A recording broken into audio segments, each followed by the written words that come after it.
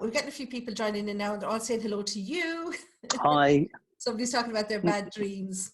Okay, I know this is going to be a little bit disconcerting for Paul because he can't see the Facebook comments, guys. But I will read out anything that he needs to. But I want to ask him a few questions first, and I want to thank everybody for joining in, because this is a huge topic for us. Because every single time that I'm live and I'm talking about mediumship and I'm talking about psychic work, dreams always come up because they're a huge part of it. Okay.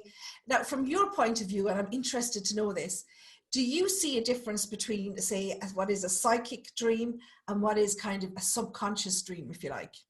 No, they all come from the same part of the mind, namely the subconscious. And the way the model of the mind, how I explain it to people is like this. When you think of an iceberg, most people, when they think of an iceberg, they think of the snowy mountain bit floating in the water. That's the tip of the iceberg. As people know, the bulk of the iceberg is beneath the surface. The tip of the iceberg can be representative of the conscious mind. Conscious mind is the part of your mind that likes to think it's in control. It's active usually from when you wake up until you go to sleep. It's very logical. It's very reasonable. It's very conscious. But it's only about 10% of your mind.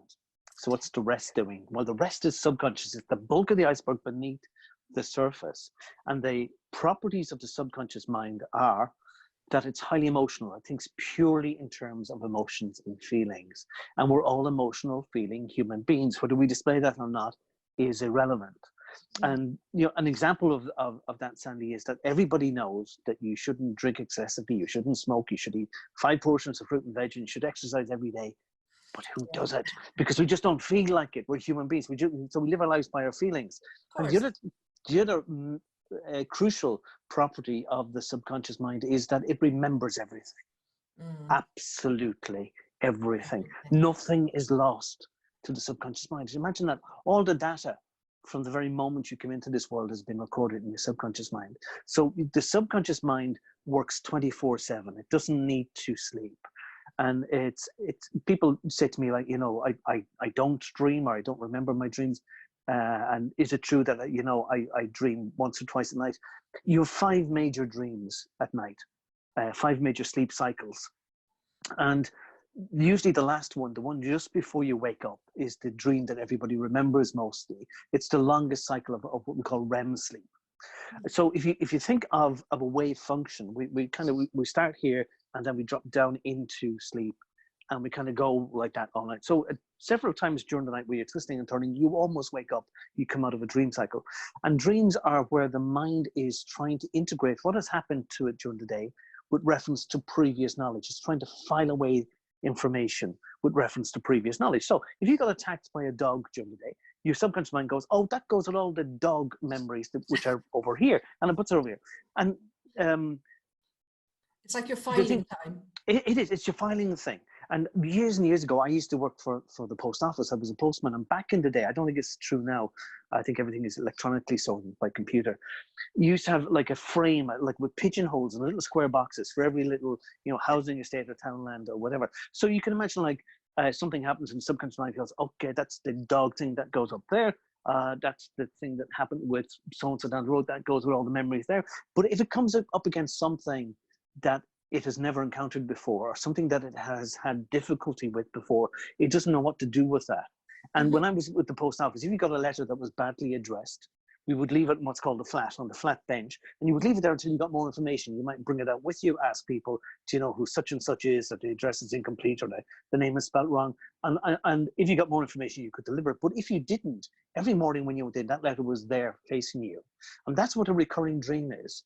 It's where the mind can't sort something, and it brings it up again and it says, hey, you need to sort this, resolve it. And the person sometimes is too afraid of the recurring dream, doesn't understand what the message is, and can't make progress on it. So the mind brings it up again and again and again until you can get resolution. And over the years, I've been able to help people understand what their recurring dreams are telling them. And when they do, the dream stops. It has no further function. Unless, of course, something in the future comes back that is similar and it says, hold on a minute, that goes with all this recurring stuff. But then it's got a place for it. Yeah, it sounds logical when you say it, but like you're kind of thinking, what the hell do I need all that junk in my head for? But you see, it's the processing system. It's like when you use your laptop or your tablet or your phone, you just use the screen. You don't need to get into the brain of it and wonder how all the algorithms work and how the programs work. It's true. You don't need to understand that unless you're into that kind of thing. You just need to press an icon on the screen, and that's the way we are as human beings. We don't know what the deeper processing part of the mind is doing. And if you don't know and you don't understand that when a problem occurs, how are you going to resolve that? So in the same way that you go to a computer technician if you had a problem with your computer, you come to me if you have a problem with your dreams, and I can help you resolve it. Wow, that's amazing. I just want to say hello to everybody, because there's so many people coming on now and they're all saying hello to you, Paul. Hi, everybody. They don't care about me. They're sick of, they're sick of talking to me. But for those of you that are joining, and I see we've got people from Italy here, we've got people from the United States, we've got people from the UK, so we've got a lot of people watching. And so I just want to introduce Paul for those of you who don't know him. Paul is, and we're so honored to have you here, Paul, really and truly. Thank you. Because Paul is so in demand. He really is. He's an excellent hypnotherapist. But how I found him originally was through the dream analysis. And we have a friend in common, Fergal Darcy. And I used to listen to Paul regularly on the Fergal Darcy show when he was doing the late night show. I don't know if you've been on I worked with Fergal on iRadio, and I used to do a late night show on a Sunday night. Fergal had a show in the afternoon. And then years later, I would have been a guest on Fergal's show. Now, of course, he's with Stay FM now. That's right, yeah. And, Fergal's great. Yeah, he's so funny.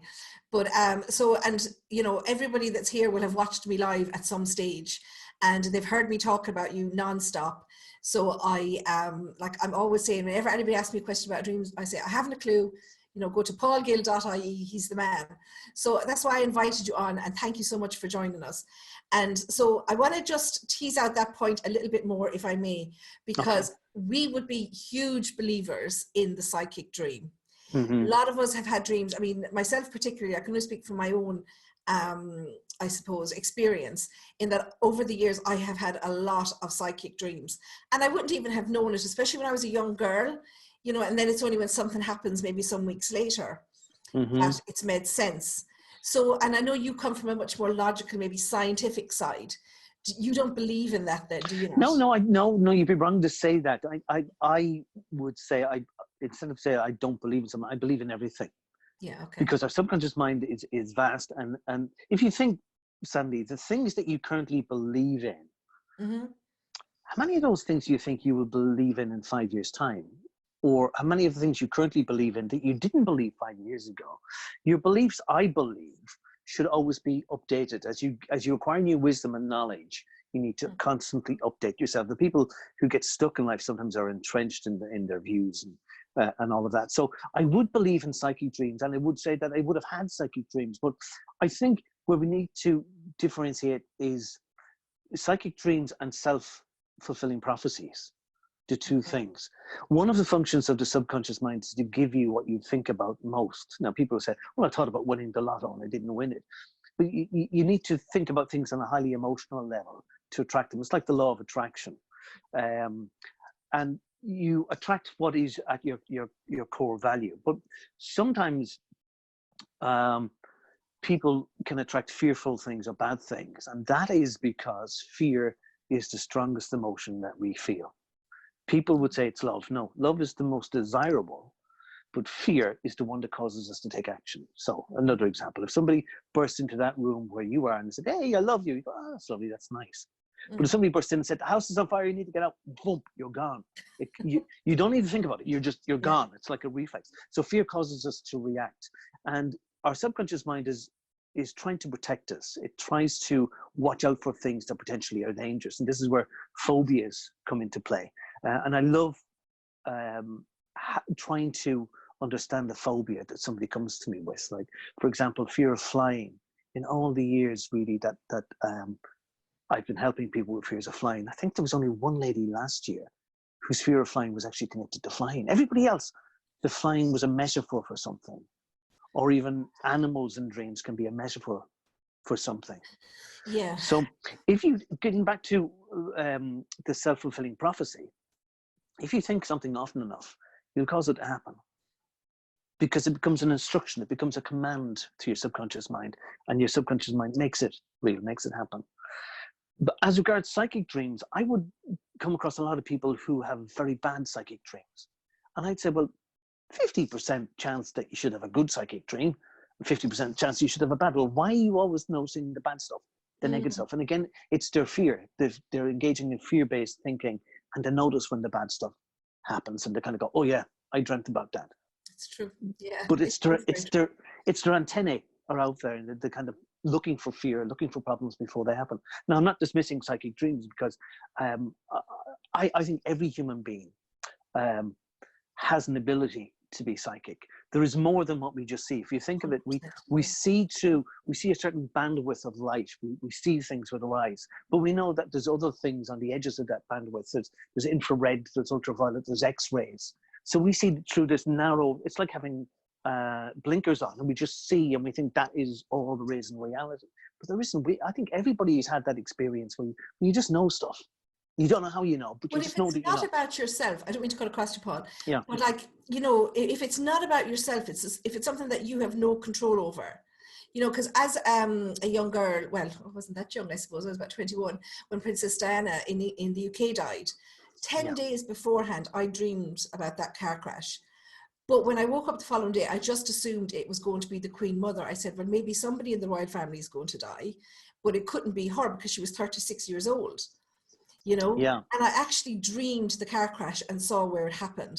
But I thought that was really weird, you know. So I mean, I get what you're saying about the subconscious, and I always call it, I don't believe in curses, like all of that stuff. I don't believe in curses. I agree what you were saying. It's like you were saying, you know, when you think about something enough, you're going to make it happen. You know, there's a movie called This Is My Father. I don't know if you've ever seen it, but there's a gypsy woman in that, and she calls it the cut and come again curse.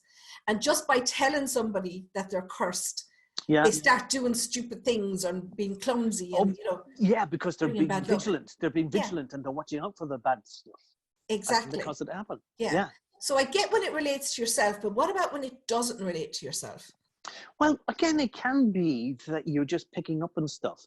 Again, we are probably the only creatures as human beings to view time in the way we do. We view it as a past, a present, and a future. So time is linear, but it doesn't have to be.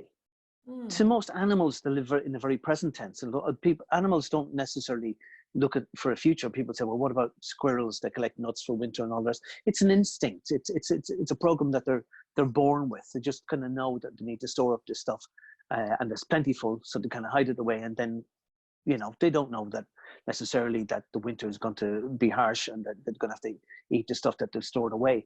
The very present tense. But we as human beings, we think in terms of of time being a linear thing, being a line, and it doesn't necessarily have to be. I mean, if you look into like quantum physics and all of this kind of stuff, it's mind-boggling. Bending space and time, and you know, black holes and the way time is distorted on the precipice of a black hole or the event horizon. I was at a seminar of Brian Cox, the scientist, the guy who used to be the keyboard player in D.V. Very interesting figure. Yeah, and he was talking about time travel, but he said time travel is only scientifically possible forward in time, not back in time. And he explained it beautifully. Don't ask me to explain how he explained, but I understood it exactly. And I thought it was fantastic. So I do think it is possible that certain times we can reach outside of our limited blinkered state and connect with events that haven't happened in our timeline yet. Okay. And just know stuff. I always thought, Sandy, that would be interesting if you journal this stuff, if you write down everything that you think, and then scientifically go through and say, well, how much of that has actually happened? Because I know after the Twin Towers happened, lots of people came out of the world and said, oh, I dreamt that. But some of them, like, it was retrospective, and their minds, you know, they convinced themselves that they knew about it beforehand. Yeah. You know. Yeah, no, I totally get that. I absolutely do. I just look at here, we've lots of people saying about it, and somebody's asking here that she says that she regularly dreams about her daughter going missing. So I guess that's her subconscious fear, is it? It's fear, yeah, because I mean, our kids are the most important things to us, and you're constantly being vigilant. If you're a good parent, you want to make sure that they're okay and whatever. So your mind is a kind of focused on the negative rather than the positive. And what I would say to people is acknowledge the negative. Don't try to push it away. Just acknowledge the negative. Say, that's okay. That's my fear. But what do I actually want for my child? So if the fear is that my child goes missing, gets lost, just imagine that the child is coming in the back door. Imagine that the child is sitting there at the table playing with something or watching TV. Bring to mind what it is that you do want rather than what it is that you don't want.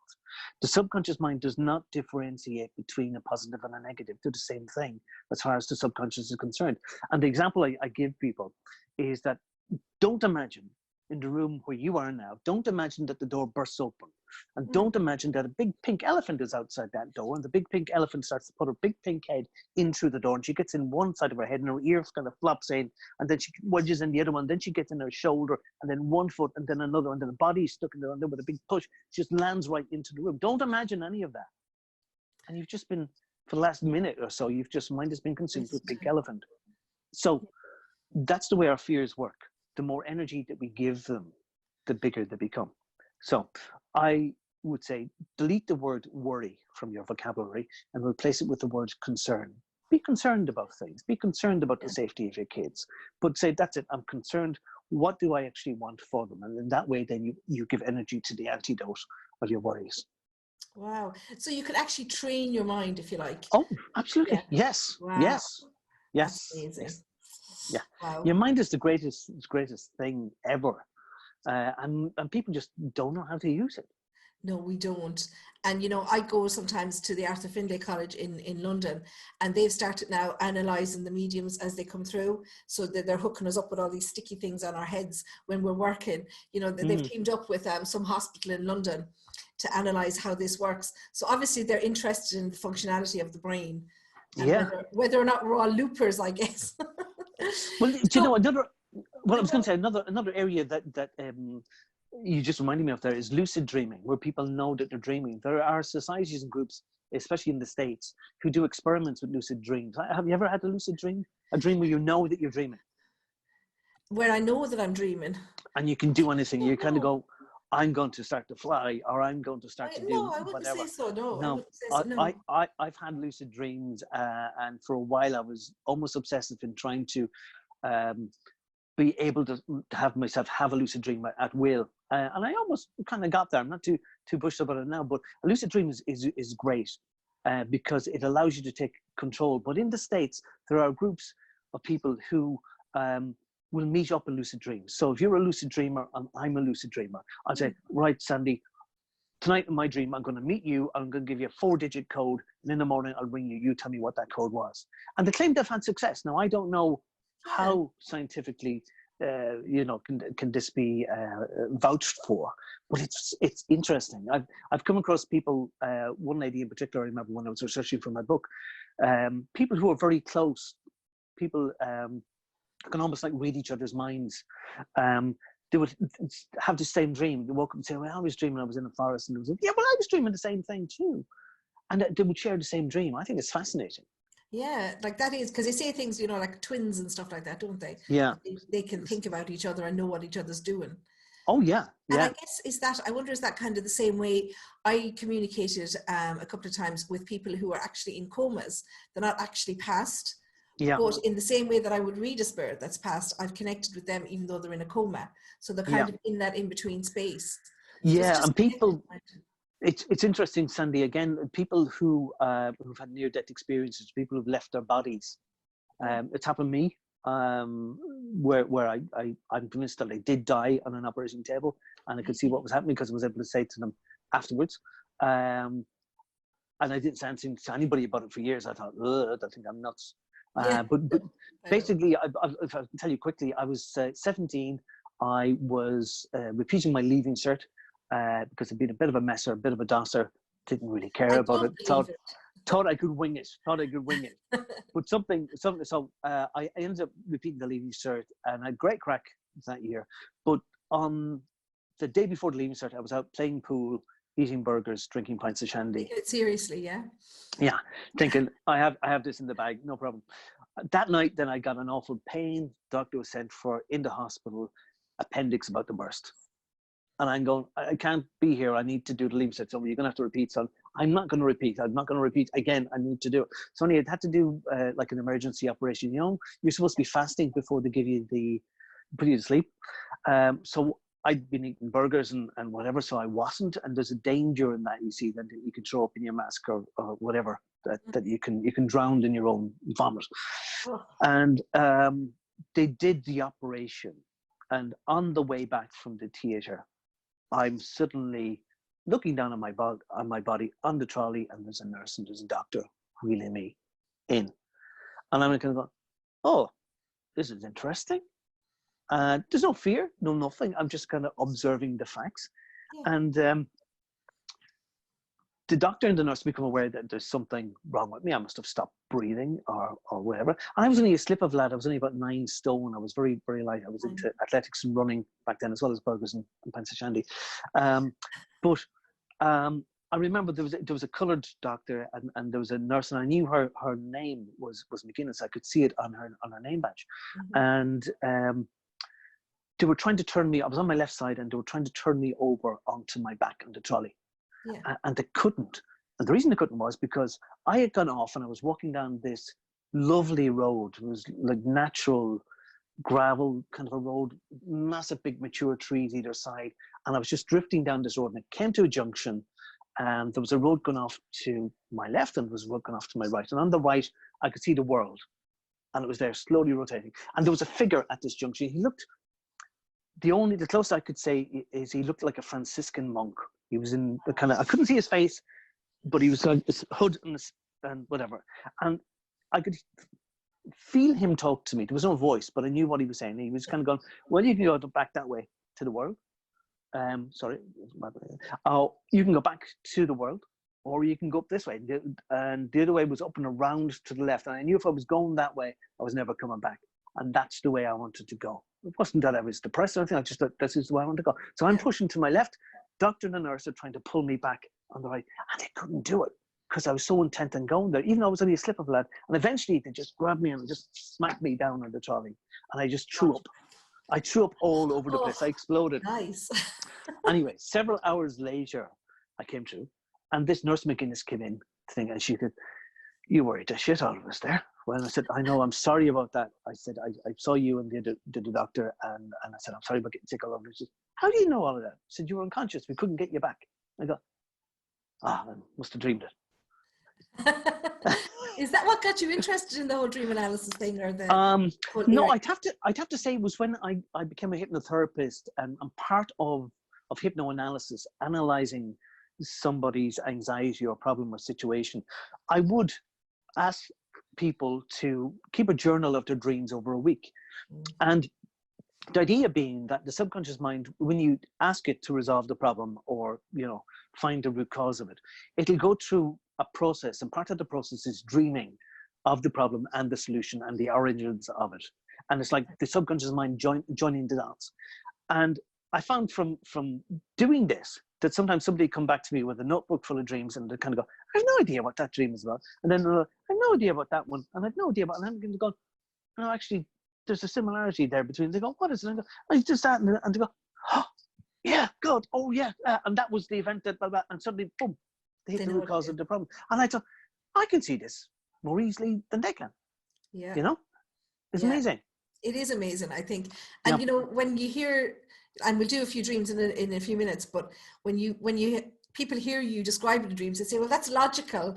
How did I not see it?" But it's very hard when you're in the position, isn't it? You can't see the trees for the wood of the forest. Yeah, 100%. But I want to go back to what you were talking about with the Franciscan monk, which is really interesting, because I have a friend that passed away.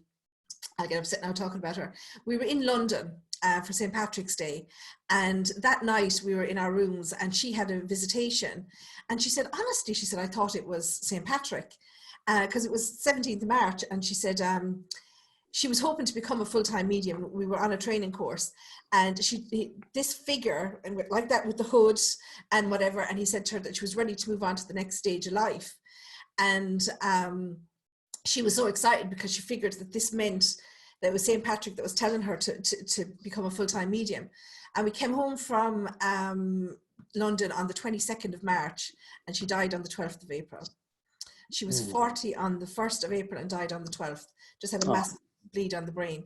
So like, I wonder, is that figure, is that a sign? Is like, you know, I'd love to read more maybe about near-death experience to see, is this a common denominator? Because she described it the very same as you did. Yeah, you see, sometimes the subconscious mind can know things before we know it consciously. It knows all kinds of things before, because sometimes you can have a feeling, not necessarily of an illness, but that there's something wrong, there's something up, and we don't know what it is. What that is that we're picking up frequencies, we're picking up data, information. An example of it is that, you know, say when I was going to school, it was a national school, an urban national school, small little school, and you go in the front door and you turn left, you go into the cloakroom, you take off your shoes, you hang out your coat, you put on your slippers. I knew 3 rooms up the corridor, I knew what mood the teacher was in. And you kind of go, oh, well, she was probably like that every day. No, she wasn't. But I kind of knew. And as soon as I get up to the room, in the door, and she shouted, Gill! Oh, God, right. But many of your listeners will know this from, say, your mother, your own mother, you're coming home from somewhere as a kid or whatever, and you're going to go, oh, there's something, you just know what way she is or going to be. We pick up on things, we pick up on people. Or you know, this the classic thing, Sandy, where this happens to me lots of times, where you could be walking in the street and somebody pops into your head, somebody you haven't seen or heard of in years, and you go, all right, walk around the corner, there they are. Yeah. How does that happen? Well, you're on a similar frequency. We're broadcasting a frequency. We're on a frequency now on Facebook. That's a frequency, and everybody who's tuned in, everybody who's of interest to this is tuning in, and all these frequencies are converging. Yes. When we're thinking about somebody, we pick up on their frequency, and they pick up on us, and there's a connection. Now, many people who aren't sensitive to this kind of don't even notice, so that pops out of their head, and they think, oh, I want to go and get myself a coffee, and they just don't think anything more of it. But it happens to me lots and lots of time. I remember too, one time when I was on radio, I was doing a thing about the Simon community. And I thought, oh, I don't know anybody in the Simon community. I need to find somebody to interview. And I need to do it quick because it's Friday and the show's going out Sunday. So where do you find somebody on a Friday evening? So I came down from the studio and I thought I'd go and get a cup of coffee. Works for me a lot of the time. And I met this lady that I knew, a photographer. And I was chatting to her. I said, oh, Anne, I hadn't seen you in ages, blah, blah, blah, blah, blah. And she said, what are you doing? So I said, do you know what I'm doing? I said, I want to find somebody in the Simon community to interview. And she said, oh, I know the guy who runs Simon in the locality where we were. And she said, oh, what's his name? And then she turns and she goes, there he is, walking across the car park. That's amazing. And I ran over to him and said, what do you on the show tonight? No polite question, just I want you there. yeah, probably thought I was a lunatic running across the car park. Not at all, no. I mean, it's so interesting, and when you start going into one area of it, it kind of leads on to another, but I kind of want to stick with the dreams, but I get what you're saying. So I suppose I had a couple of questions written down, but I see people are coming in, but I want to keep all the maybe analysis for a few minutes, because I could talk about this all night and you'll be telling me I have to go now soon. I suppose when we were talking about journaling, and I always tell people to write it down, you know, to keep a notebook, any kind of piece of paper, and write it down as soon as they get up, before it changes. You know, every time you tell a story, something changes, and write down even just bullet points, all the main things that are on there, you know. So you know, so anybody that's listening, you know, I'm not making it up. You should write a journal. Paul says so. I wanted to ask you as well, you know, because the pandemic, there's a lot of worry, there's a lot of, you know, scared people out there. What's going to happen, you know, especially older people. Do you find now, are a lot more people contacting you about dreams now? I mean, are people having more kind of weird dreams at the moment? Yeah, people are out of kilter. People are out of their routine. So they're noticing. The subconscious mind is part of your mind that gives you habits, which is why I help a lot of people with smoking and other kind of addictions as well, whether it's addictive behavior or substance. But it runs all your habits. And under this current lockdown, our habits are broken. We're not automatically getting up in the morning, having the tea or coffee, the breakfast, going out in the car, sitting in traffic, going to work. We're broken out of our routine. So the subconscious mind sits up and it notices, and it kind of goes, Is there something here for me to be concerned about? And it starts analyzing everything that's going on in a deeper way, and you become aware of that. And plus, then if you're not getting up at the same time in the morning, or if you're sleeping in, or sometimes you can be even more relaxed. You know, if you don't have to get up and you don't have to be anywhere at any particular time, you're going to be much more relaxed, and you'll be aware of your mind working in a different way. So notice, as I said, what your dreams are. Write them down, and you said like even write down words, keywords or phrases sometimes give remarkable insights into dreams. Like there was one dream there that a person had about losing teeth, which is a common dream, but I could give you the standard interpretation of the dream, but there was something in this dream that the person at the very end said all that was left like was the top two teeth and the top bottom teeth, and they're trying to keep them mouth shut. And said I had to keep my mouth shut because I was afraid that if I opened my mouth, the whole lot would come out. Yeah. And I said, the whole lot of what? They had a situation in work where somebody was doing something that they shouldn't have been doing, and they knew about it, and they kind of thought, if I open my mouth about this, it's all going to come out. And losing your teeth has got to do with your sense of security. They were afraid they'd lose their job. Really? Yeah. Wow. So it's literally in the words that we use to describe the dream. So write them down when they're fresh, because the way you describe a dream a week later, you'll use different words. You'll summarize, and it's the key little words in dreams to tell you definitely what it means. Yeah. God, that's interesting about the teeth. Okay. And I suppose that was another question that I thought of. Does that mean the same thing for everybody? Like, so the teeth that you've just used?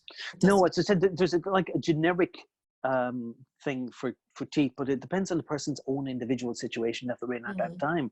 So the generic interpretation for teeth falling out is two things. Firstly, it's loss of security. When we're just kind of like one step different, more evolved, hopefully, than the animals. Animals, if they lose their teeth, they're in big trouble because they can't eat, they're gonna die. Our ancient human ancestors, if they lost their teeth, that was it, they're gone. More people, like old age back in for prehistoric ancestors was 20 to 30. And not so much because the kidneys or the heart give out, because they lost their teeth. Or the teeth had been worn down through eating seeds and nuts, and they died. There was no such thing as liquidizing the food. So that we get handed down a lot of our programs genetically, just genetic memory, which is something else I could talk about all night, maybe on a different call. But we know these things instinctively, that if we lose our teeth, we're in trouble. And then if you are encountering like financial issues or insecurity, your mind will give you this dream, like it's like my teeth falling out. What am I going to do? And the other thing then is, how am I going to face people? Because if you lost all your teeth, how you can't go out a smile on, because you've got nothing there near your gums, which gets me on to the second interpretation that's linked. It can be either or both of these things. Again, going back to our animal friends, a dog or an animal, if it's angry, will strip its teeth. We will grind our teeth, even like subtly, or we clench our jaws when we're angry. But what if you couldn't clench your teeth if there was none there? They're gone. You're just clenching your gums. So teeth falling out or teeth missing in dreams can be got to do with repressed anger, not expressing your anger. And I would always say to people that anger is as valid an emotion as love, sorrow, all of the rest of it. It should be on an equal footing. Anger needs to be expressed. And people who don't tell people who make them angry, don't tell them straight out, will you ever go and whatever. If they bring that anger home, the anger has to go somewhere. So it goes inside internally, and it's expressed in the dream. The mind is trying to process it. Wow. It's amazing, really, isn't it? And from a personal point of view, can you link, or is there any link between talking in your sleep and your subconscious? Yeah, people who talk in their sleep aren't fully switched off.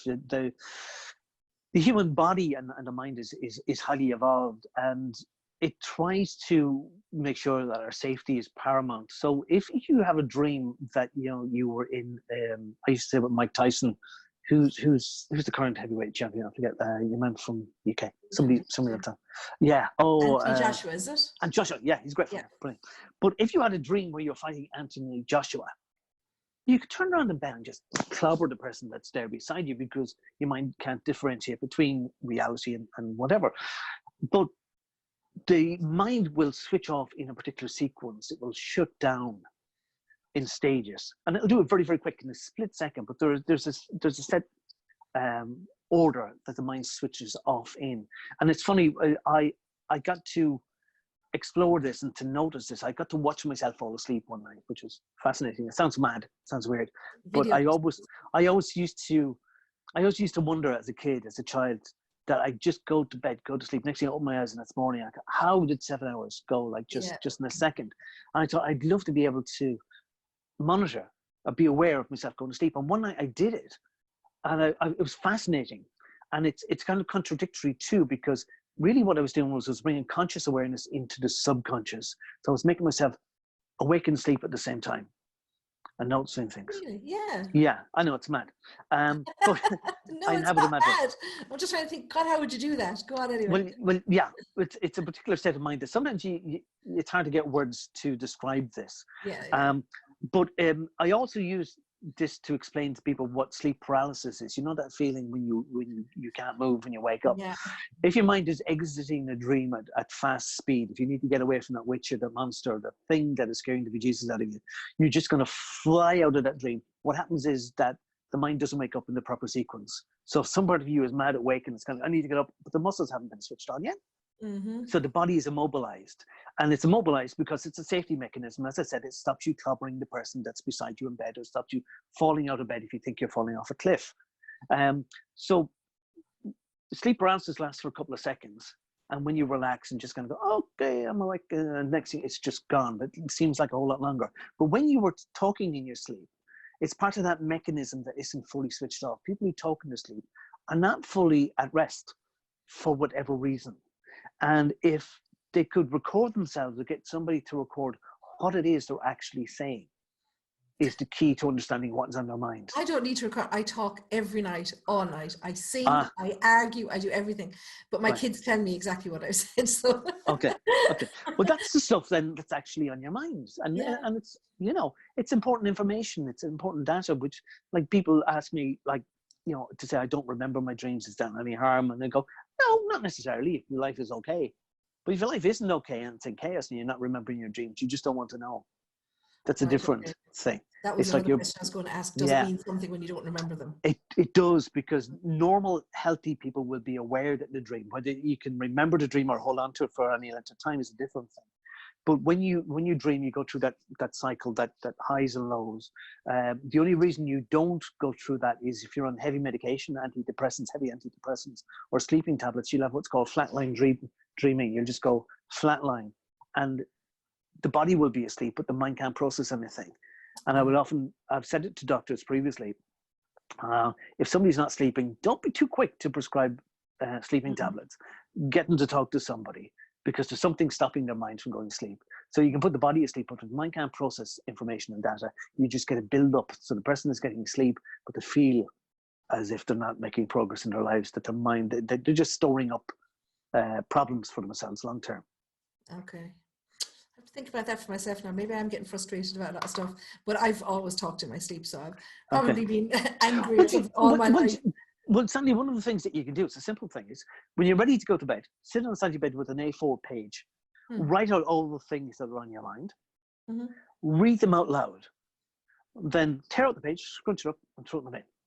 When you do that, you're telling your subconscious mind that you are aware that there are these problems, there are issues, and you are stating them out loud, so it kind of brings it out of the thought process into the verbal process. And then you kind of go, that's fine. The subconscious mind goes, okay, she's aware of them, that's fine. Let her sleep, deal with that the next day. And a simple thing like that has remarkable power. Yeah, I hope so, because I only sleep 2 or 3 hours at a time. I never get a full night's sleep. And I was thinking, I said I might go and get sleeping tablets, but I definitely won't now, because I probably won't get any rest then. But I want to, because I know I told you I wouldn't keep you all night. And I think I'm in danger of it, because I could talk forever. But I do want to bring up, if it's okay, can I ask you about a couple of dreams that people have sent me in? Yeah, sure. Okay, so someone says that they have a recurring dream. Okay, very quickly, is there a difference between a recurring dream and a once-off dream? Yeah, absolutely. Recurring dreams are gold. Recurring dreams are messages that something is wrong, that you are not dealing with. It's like a red light going on the dashboard of your car. Okay. You can ignore it, put sticky tape over it and pretend it's not there, but it's going to come back to bite you. So it's very important that you understand what the dream is telling you. Okay. Red flags are recurring dreams. Okay, so the once-off aren't necessarily the bigger problems. No, there can be, I mean, once-off dreams can be significant as well. Yes, definitely. But yeah, the recurring ones. Okay, so this is a recurring dream that was sent to me by a lady. Okay, she keeps dreaming that she's back in her first house that she lived in with her husband when they started married life. And it's about 20 years ago. So she says she sees herself walking around every room and everywhere outside the house. And she just said the house was her pride and joy back then, but she's always sentimental for the full day after having this dream. And it's like she keeps getting this dream over and over again. It makes her sad.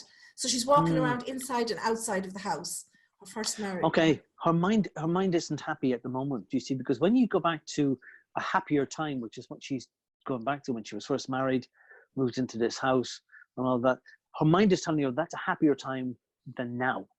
Okay. So you have to ask, well, what's wrong with now? What's making now less happy? And sometimes we don't appreciate the moment of now. It's only when we kind of move on from it. And maybe she's harking back to the old days when things were better, things were different. She's going around, she's exploring it. She hasn't mentioned people in that, Sandy, really, has she? No, it's just her. Hasn't at all. So just maybe the family are all gone up and gone, and it's empty nest thing, and maybe it's got to do with her sense of identity. Her sense of identity as a wife or a mother is always changing, always evolving. And again, people get stuck on this. Like when the kids grow up and they go off and go to college or whatever, you have empty nest syndrome.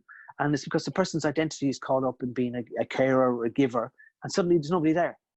And I would say to them, well, you were somebody before you were a wife and you were a mother. Who is that person? Is she still there?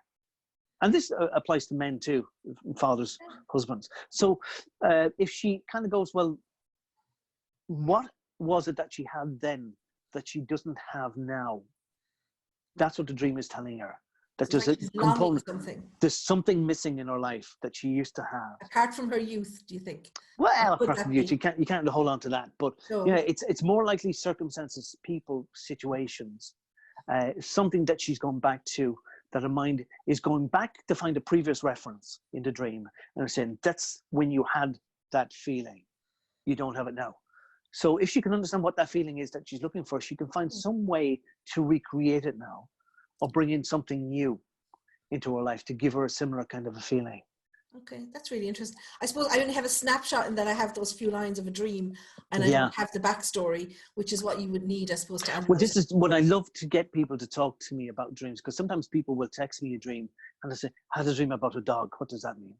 Yeah. I go, what about the dog? Like, was the dog barking you, licking you, chasing you, running? How did you interact with the dog? Do you like dogs? Do you hate dogs? And when I get the person talking, I can very quickly get into how they are in relation to the dream.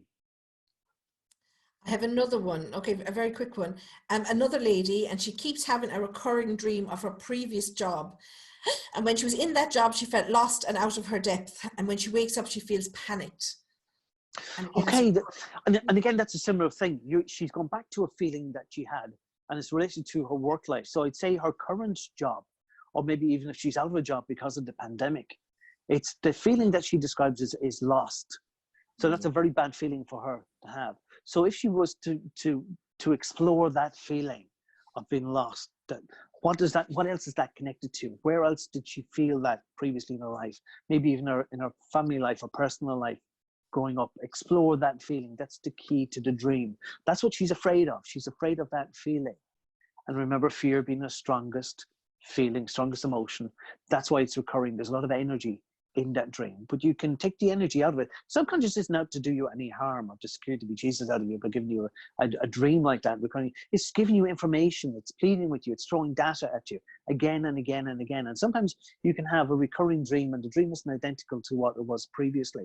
It will have changed, certain elements will have changed, or sometimes it's the same message being repeated in one dream after another. It's like, you could have a film that's about the battle between good and evil, and you can watch, say, that in Star Wars, and it's there. Then a different film, Harry Potter, and it's there, and another film, and it's there. So sometimes you can have the same kind of dreams, and we don't recognize the recurring themes that are in them. I get you. Yeah, I suppose the immediate thought, I don't know, because I don't know this person personally, but the immediate thought would be like, what's wrong at work? But it's not necessarily work, it's just another area where she felt out of it. Work is the key, is the doorway that you go in first. that's where her mind is saying the strongest reference is. Yeah. And then you see where else it's connected to, what other doors, where else does it lead off to. Wow. God, there's so much in it, isn't there? God.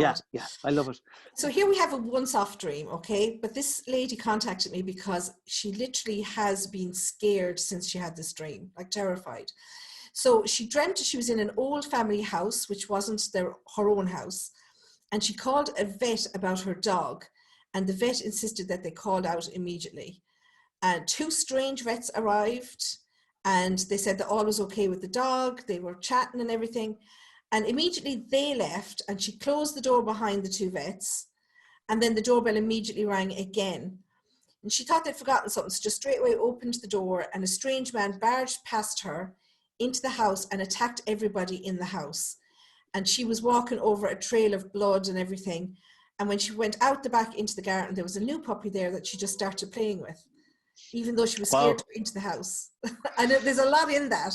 There's a lot in that, and I'd love to talk to that dreamer because you see, when I'm speculating on the information that I have, right? So working with that information, I'd love to know. I suspect that the 2 vets at the door were male. I look in dreams, especially dreams of animals. Yeah. Are the animals referred to as male or female? It's a male that comes to her door. In the second instance, it's a male that comes to her door that does harm in our household. It is, yes. So who is the male currently in her life that she's afraid of, who could do harm in her life, in our household, in our family, not necessarily at work? This person that comes in and causes havoc, there's blood all over the place. The interesting thing is her dog male or female as well? Because and the puppy at the end, is that male or female? Again, the dreamer might say, well, I don't know. And I would say, well, if you were to guess, what would you suspect? Because animals who are male or female represent people sometimes who are male or female. Okay. In dreams. Yeah. It seems to be almost like a redeeming quality at the end. There's this puppy that I'm assuming is cute, and I was in the backyard. Maybe it is that she feels that there's some kind of upheaval that she needs to go through. Like if your dog is ill and you have to call the vet and it's urgent, vet, not just one vet, but 2 vets have to come immediately to think there is a crisis in her life at the moment. Okay. That she needs help with, and she needs to get somebody in. But there's consequences of that.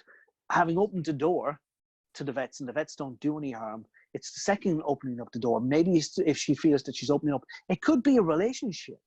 It could be letting a man into her life that could cause havoc. Maybe she's had bad experiences with men before, and that's probably why there's 2 vets, men, plural, that if she would let them in, they would do harm. Yes. And yeah. So the only other thing that I'd say that I know, because I'm a terrible chatterbox, the only other thing I know about this person is that she's had a significant birthday recently, in that she's turned 50. Okay. Okay. Would that have anything to do with it? It could be. I mean, the birthday is as significant as she makes it. Okay. Okay. For some people, it can be very philosophical about 50. But other people kind of go, "Oh no, this is a milestone. I'm, half a century old, and I'm probably not going to have any more babies. I mightn't, if she's out of a relationship, will she attract somebody into her life at 50? Does she feel past it? I would, at a guess, based on what you've said there, think it's probably got to do with relationships. Okay. Okay. So she said she was going to tune in tonight, so she'll get that answer. And just in case I forget to ask you at the end, do you do one-on-one consultations for this? I do. Yes. And yeah, and usually people who do contact me with a particular dream, I say, would you have any other dreams? And I get all this collaborative evidence then. I get a bigger picture, because when you come to me with one dream, it's like looking at one piece of a jigsaw. It is, yeah. Yeah, and it could be something that you can spot straight away, but when you see what else is happening in their dream life, suddenly it becomes very, very clear. Yeah. Yeah, I suppose you don't know the full story, and to get the actual meaning, you need to know the backstory and see. Well, and sometimes the person who has the dream kind of dismisses information as being irrelevant, but really it's very relevant. Yeah, that's very, true. very relevant. Yeah. And I suppose she was probably, breaking it down and not to send me a whole novel. Yeah, so I'm just saying to Jessica is tuning in from Boston in the United States.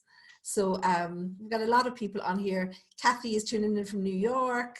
So we've got a few people. I just wanted, there was another lady in the comments here that wrote about, okay, so the lady saying she's conversations with people at the end of her bed when she's asleep. It's so real. She's felt them sitting on her legs and often you can see the imprint on the bed. Is that a common thing? Yeah. How does she feel about that? If that was happening to me, I'd kind of, oh, that's curious. Okay, a lot of people come in to talk to me at night. I'd be very, I don't scare very easily, but that, because of the pathway that I've taken through my life, I probably wouldn't have always been that way. But other people would be freaked out by that. But I'd say, well, what kind of conversations do you have with these people? Are you talking about the fact that there's no football on the telly at the moment, or that there's a lockdown, or are you talking about the fact that somebody has died, or what are you talking about with these people? Again, that's where the gold is in the interpretation. The fact that the mind makes it real, where they, like, there's bound to be indentations in the bed. And again, look, I must add too, for people who believe in spirits and all of this, I'm not dismissing that. I'm just giving you like the scientific explanation. Your mind makes it real. I've worked with people in hypnosis, put people in hypnotic trance, and you can get them to experience all kinds of things, believe all kinds of things. And when you change a bad belief and get them to install a new good belief, it's very, very satisfying. But if you believe that there's somebody at the end of your bed and they're sitting at the end of your bed, your mind will make that real in your legs. You'll feel it in your legs. Yeah. Your mind makes it real. I suppose. So the key to understanding what this is about is, what is she talking to, or what is a woman? Is it what are they talking to these people about? And if she was to speculate as to who are these people, who do they remind her of? Are they older than her? Are they younger than her? Does she know? Yeah, who did they remind her of? Did they remind her of grandfather? Did they remind her of an aunt or an uncle or a mother? Or who did they remind her of? That's the key to understanding what this dream is about. Where it's coming from. I suppose there's so much in it. We'll have to get them to write us in more detail the next time you're on. Eileen has a dream, wondering if you have dreams of houses with hidden rooms or tunnels. Mostly okay sometimes, with horrors in them. Had an interesting dream one day that was peeling back wallpaper, layers and layers of wallpaper. Found it really interesting looking at what's buried underneath. Wow. Yes, that's our past. That's our past. You've got the layers and layers of stuff underneath, where you peel back the wallpaper and you remember, oh, that was a wallpaper that was on the wall 20 years ago. And that's like, where was I 20 years ago? So she's peeling back the layers of her life, and she's looking at the thing. When you have a dream where you find new rooms in your house, sometimes it can be a very empowering dream. It's like potential. You find all this space you didn't know what you had before, and what you want to do with it. You want to, decorate, you want to put new things in. But when she's finding tunnels tend to be things that are hidden, usually down the way, like, behind walls or in floors, down into the earth. That's her hidden stuff. I think she would have buried stuff or covered up stuff. That's the wallpaper, covering up stuff. Really? With paper over old, and especially in old houses and whatever. And she thinks of, like, did she have wallpaper on the house, like when she was growing up, when she was a kid, and stuff, and begin to go back into that kind of stuff. It's stuff that her mind has covered up. Maybe, that she hasn't deliberately covered up, but sometimes we don't like to look at our stuff. And I would add that everybody has stuff. Everybody has their stuff that they just, and that's fine. And anybody who tells you they haven't is lying. So she's got stuff, and what the mind does is it tries to protect her from her stuff. And I says, you don't need to think about that. But sometimes there's an accumulation of stuff that gets so great that it starts to leak out into the psyche, and then it needs to be dealt with. Wow. And I help people with that kind of stuff. So, and then the hypnotherapy comes in, does it? Hypnotherapy comes in, yeah, and it's you don't have to spend like forever going to hypnotherapy to discover. I've helped people in as little as an hour resolve huge issues. So let me ask you, let's put the dreams to the side for a minute. So tell me, I've never had hypnotherapy. Right. What is it? Right. It's introducing you into your subconscious mind, into a particular state of mind. You can be in hypnosis and not know it. You can be listening to music, and next thing you kind of go, oh God, look, an hour has gone past. And you've lost an hour, and you kind of go, what was I doing? I have no idea what I was doing for that hour, or where my mind was. And like typically dreaming is a kind of hypnosis in a way. So if you think of it, that we're dreaming all the time, 24/7. During the day, the moon and the stars are out in the sky. They don't go away. They're there, but we can't see them because the sun is so bright. Okay. During the day, our consciousness is so bright, we don't notice what's going on in our subconscious. And it's only when the consciousness dims down at nighttime and goes to sleep that then we can see the starry sky of our subconscious mind and begin to have a look around and see what's actually going on in there. So in hypnotherapy, what I do is I get you into that daydreamy kind of between worlds frame of mind.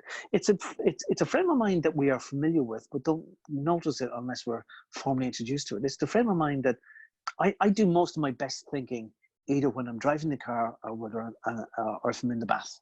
Yeah. Because I'm a kind of, you know, it's almost relaxed, and it's almost like sometimes driving can be boring, although I enjoy driving. That you're not thinking of the pedals, you're not thinking, well, you especially on a motorway, your mind just starts to drift. And you find yourself thinking of all kinds of things. So the subconscious mind knows full well what the root cause of our problem is, whatever that problem is. But most of the time, we never ask the subconscious what the root cause of the problem is. When we have a problem, we complain about it. We give out about it. And we give out about everybody else sometimes rather than giving out about ourselves, because we project the problem onto everybody else. We see it out there in the world on everybody else. But when you ask the subconscious mind, what is the root cause of my particular problem? Where did it come from? And how do I resolve it? The subconscious goes, glad you asked that question. Well, this is what you need to know, blah, blah, blah, blah, blah. And it'll give you all this data that you may or may not understand in the moment, but you will eventually understand it. And then it'll tell you, this is what you need to do. And I help people, especially with people who are grieving. I do a particular hypnotic session where I find that when people are grieving, they'll go to a graveyard and they'll stand over a grave and they'll talk to the person who's gone. And it's a one-way conversation. But in hypnosis, I get them, and sometimes I not so much spring it upon them, but I'm bringing them off in one direction, and then I get them, then you open the door, and the person you need to talk to is the other side of the door. Say to them everything you always wanted to say to them, and they'll blurt it all out, and sometimes they'll cry a few tears at that point. But then I say, now, what does he or she want to say back to you? What do they want you to know? And suddenly you get a two-way conversation going, a dialogue, and it allows the person to process and move beyond the current stuck state of grief. Okay. And they feel better. And usually the person who's deceased kind of goes, hey, look, I want you just to get on with your life. I want you to live the best life possible, and look, I'll see you at the other end. And the person feels better. They feel they've been heard, and they feel that they've got something from the other side as well. And they can move on. So everything that is done, you know, the way when you were dreaming, it's a real experience. You don't know it's not real until you're faced with another reality. When you wake up and you're looking at the ceiling, you kind of go, oh, right, that was only a dream. In hypnosis, it's a real experience. Even though some people will know that we're in hypnosis, it's a real experience. And the subconscious mind does not differentiate between real and imagined. And the mind will go, that really happened. I really did talk to that person who's passed on, and I feel better. I've got a resolution. Now I'm going off out into the world. And it's real. So, and this allows me to, I suppose, have wonderful freedom sometimes with hypnosis. You're not telling somebody, oh, the person isn't dead, isn't passed on, but you kind of go, you're coming to terms with it, and you can't change the fact, but you can change how you feel about the fact. When you change how you feel, everything else changes. Is it an expectation, though, of what the person wants the other person to say? Or do yes, you actually and it can, but it can be an actual thing of communication. And you just reminded me of a session I did many, many years ago. A lady came to me to give up cigarette smoking. And this lady, I'm not going to breach confidentiality here, but so I'm just going to summarize the thing. She had stopped smoking, and then she rang me after a week or so. She said, I need to come back to you. I started smoking again. I go, okay.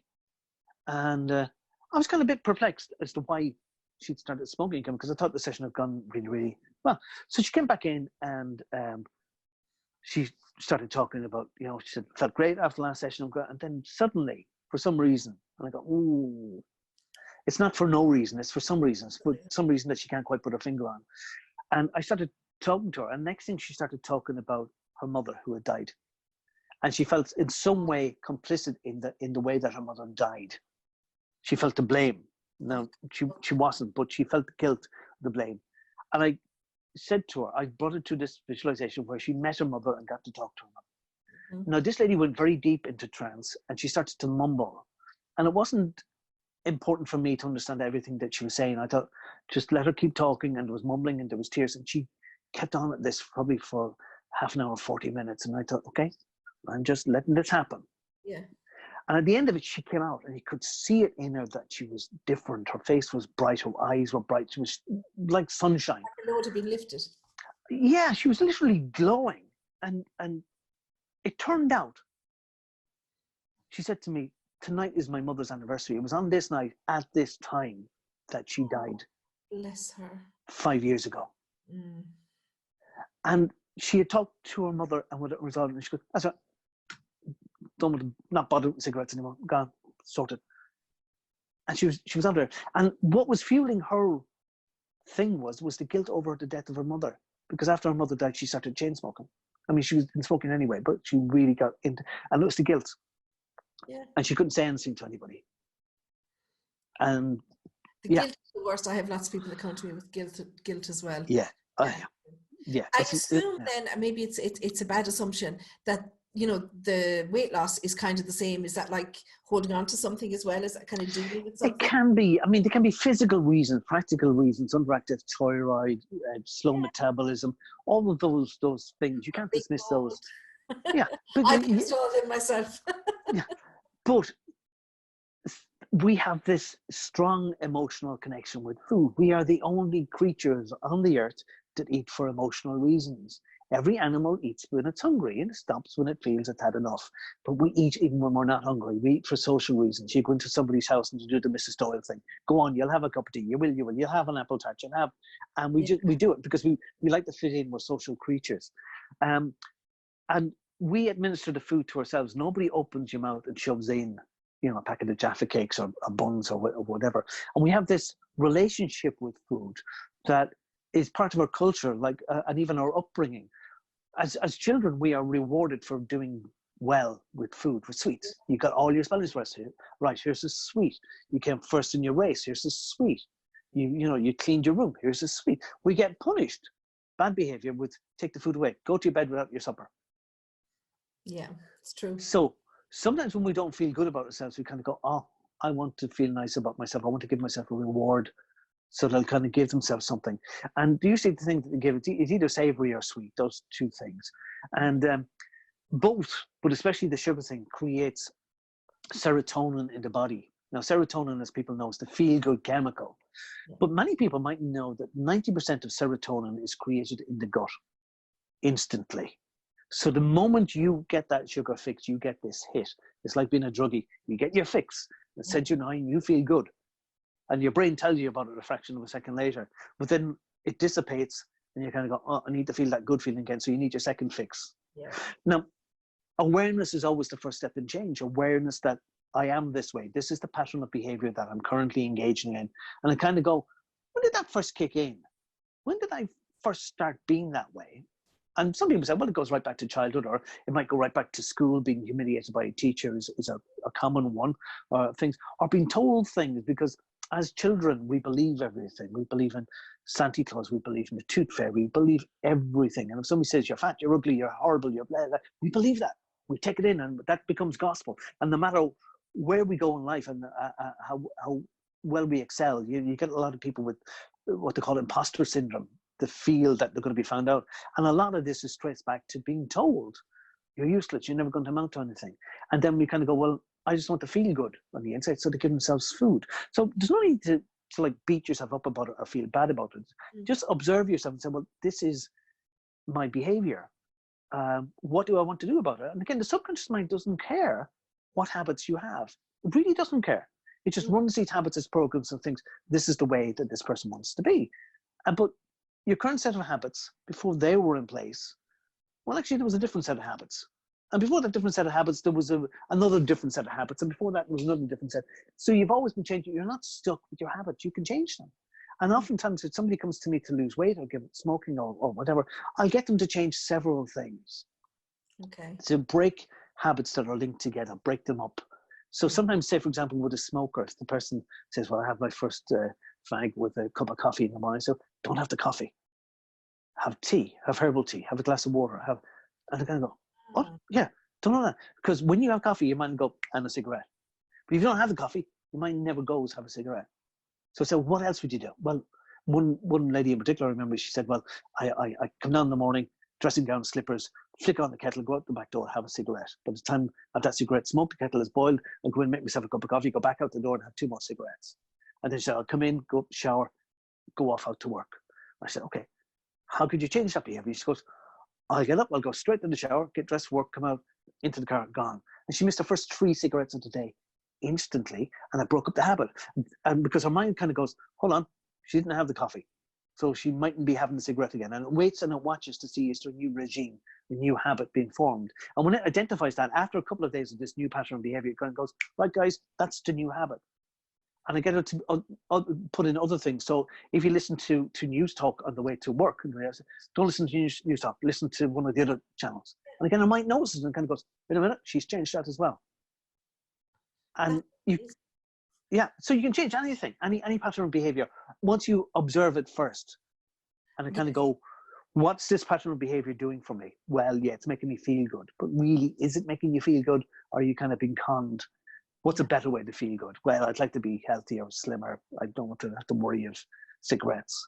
Mm-hmm. And when the person emotionally buys into this, Sandy, then they'll kind of go, right, okay, what do I need to do? And they're enthusiastic. Instead of being fearful, people who come to me to give up smoking, sometimes there's a dreadful smell of cigarettes if somebody walks in. I go, you've had 5 or 6 there while you're waiting to come in. Yeah. Oh, gosh, yeah. Just in case you took them off them.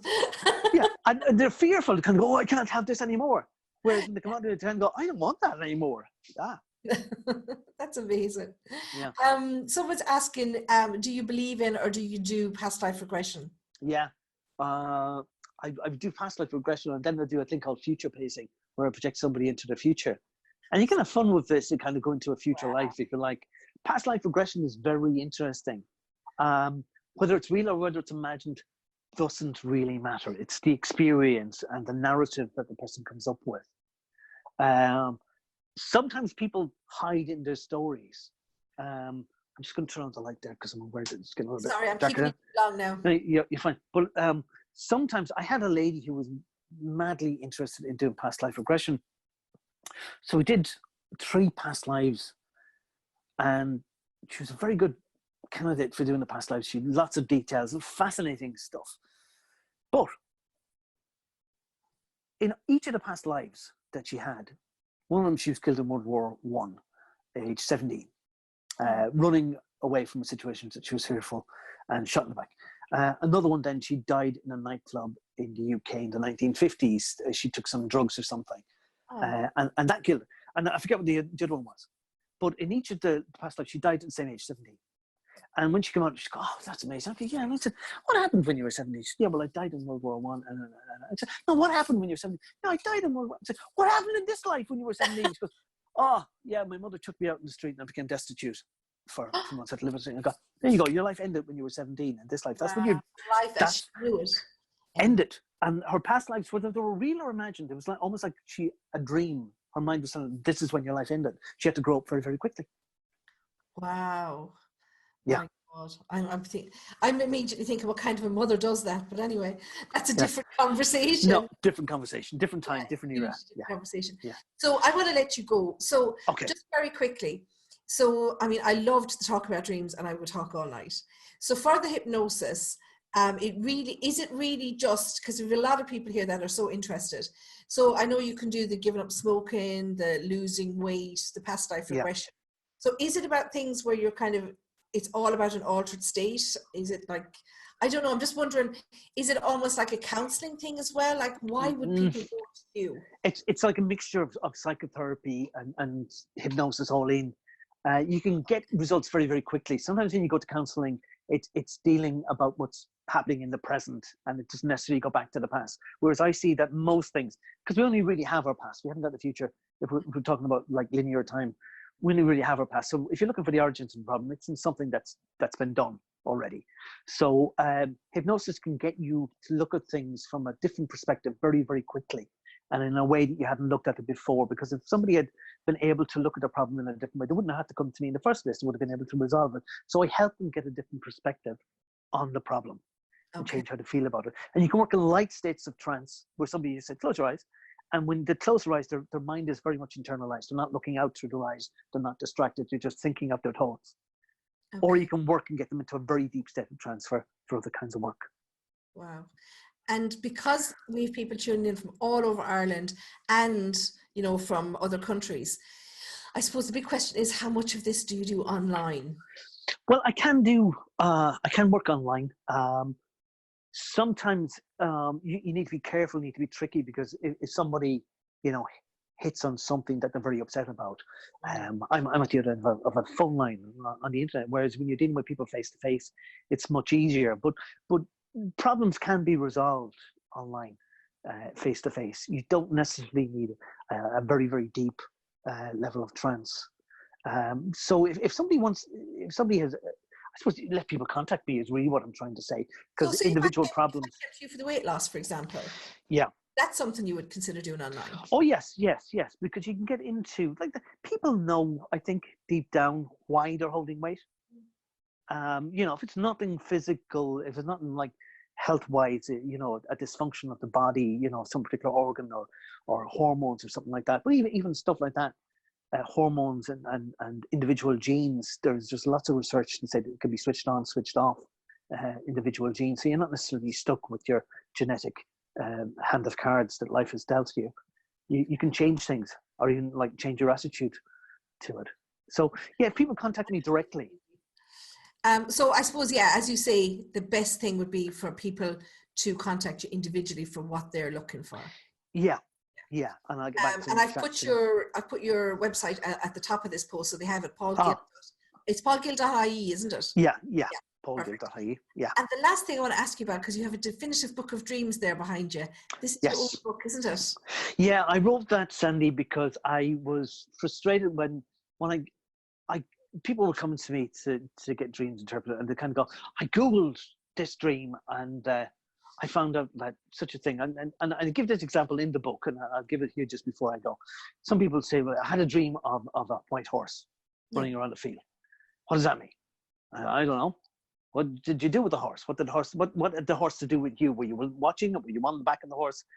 Whatever. But I Googled it, and I said that ancient shamanic people or gypsies, that a white horse was a spirit guide, and it was this and it was that. And I can go, how many ancient gypsies do you actually know? None. Well, what has their belief got to do with what you believe? Well, nothing really. Right. So it's how you feel about the horse. Okay. So you can dismiss the fact that it might be a spiritual thing. It may or may not be. It depends what you have. And I would give them this example from my own life. If I have a dream about a horse, it's usually my mind warning me that there's a situation here that I need to do something about. I've two particular kinds of dreams. One is of a horse coming running at me, and the other one is of a lorry, a truck driving towards me as well. That at certain times in my life, I'll have these dreams in my mind and go, okay, what is it I need to look out for? And then I know, right, okay. So why I have the dream about the horse is that when I was a teenager, I was in the local football field. I was only about, 12, 13. And there was two girls there that I was interested in, or kind of thought I was cool, I was great, and whatever, trying to impress them. And what I was doing, my impressing, whatever I was doing to impress them, this other chap came into the football field on a horse. No. His family used to breed horses, lovely thoroughbred horse. And he was much more impressive than me because I hadn't a horse, and he had a horse, and he was much taller and bigger. And they were kind of, looking at a horse, and I go, what? But anyway, the guy brings the horse down the very end of the football field, and then he gallops at speeds towards me, expecting me to run. Now, I knew if I ran, I'd lost all face with these two girls or whatever. So I stand there flanking myself, thinking this horse is going to charge into me, and I just wouldn't move. And the horse just stops inches from me, and kind of his face and, his nostrils flaring or whatever. Practically pissing myself. But anyway, if I have a dream then of a horse, kind of my mind's going, there's something here you need to get out of the bloody way of. There's something coming at you that you need to be aware of. And I think, okay, what is that? And then I'll know what it is. So if I kind of go, it's a beautiful shamanic white thing that gypsies used to, no, nothing to do with me. Nothing to do with me. It's what the individual dreamer has to do with the imagery that their mind is providing for them. So I wrote the book to help people, give them the tools to understand what are the things you need to watch out for in dreams. What are the key things you need to identify to help you interpret your own dream, your own dreams, so that you can become your own dream interpreter. Because there's no better person than yourself. I can be like a facilitator. I can help the person get to where it is that they need to get to in their dreams to understand them. But really, when I'm working one-to-one with somebody, and I bring them through it, and I point them and say, have another look at that direction, have a look at that, and what that is. Oh, I never thought about that deed. And suddenly, bang, they know what it is. Because they're joining the dots in their own minds. Yes, so it can help them. That's brilliant. Is that available online? It's on my website. On my website, oh, just on your website. Okay, so website. So Mary's asking, how do you get in touch with Paul? So I've put Paul's website address. It's at the top of the post, guys. Yeah, you can put my phone number there if you like as well, Sandy. It's a public number. Okay, so let me put your phone number here. So what's the phone number?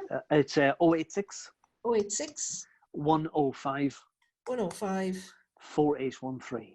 4813. And let me put that in international for people that are watching from international. So it'll be 00353 and 086. Okay, perfect. So let's put Paul's phone number. Can I ask you one last question? Someone's just popped on a quick question.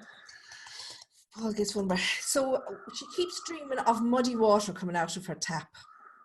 Ooh. You see, how would you feel if that actually did happen? You turn on your tap, you want to get a cup of tea, you fill the kettle, wash one of the kids, and the muddy water. So the water isn't fit for purpose, whatever it is that you expect in the water. It can be even somebody's muddying the water, somebody's confusing things, maybe giving conflicting signals. Where is the tap? Is it the kitchen sink tap? Is it the bathroom tap? Where is the tap? Is it the hot tap? Is it the cold tap? It could be that there is a problem plumbing-wise in her attic. It could also be a health issue. Okay. As well. Sometimes the house in a dream can represent the body, and different. It can be, the loo is all blocked up. The person can be suffering from constipation. Yeah. A leak in the attic. There could be something wrong. So it's how the person feels about the muddy water coming out of the tap. And what did they turn on the tap for in the first place? They were trying to kind of wash their hands, but they're trying to clean so whatever action they're doing to clean up something, it's having the opposite consequence. In the bathroom. Does that make sense? In the yeah, well, you see, is she like trying to run a bath and have a bath? Or is she trying to wash her teeth? What's she turning on the tap for? Or moving past something, maybe. Sorry, I lost you there for a second. What was that? Sorry, I said, is it like about cleaning something away or moving past something? Yeah, well, she's obviously trying to clean something, whether it's her body or whether it's her teeth or to, it could be like, but it's having the opposite effect. She's not able to clean up what it is that she wants to clean. Okay. Yeah. I get that. Does that make sense to you, Jacinta? She's watching. Yeah. Things in the bathroom are private as well. It's where, like, we go to the loo in the bath, we shower in the bath. It's our private stuff in the bath, so it's probably a private part of our life as well that she hasn't dealt with or got over. Hasn't cleaned up some aspect of it. Wow. Okay, Paul, I can't thank you enough. I would keep you here all night, but I've already kept you here long enough. Okay. I have enjoyed it so much, and I know that you're going to have some phone calls and website hits after this because people are loving it. Okay. People coming in and out and had to go and this and that, but so many questions that I didn't even get to. So maybe down the road, if you're not so busy, because I can imagine you're probably up the walls, but maybe you'd give us some time again, even if it was half an hour. Absolutely. Yeah, sure. I enjoyed it. And thank you so much. It's been a pleasure to have you. We'll talk soon. Thank you. Take care, Paul. Bye. Bye-bye.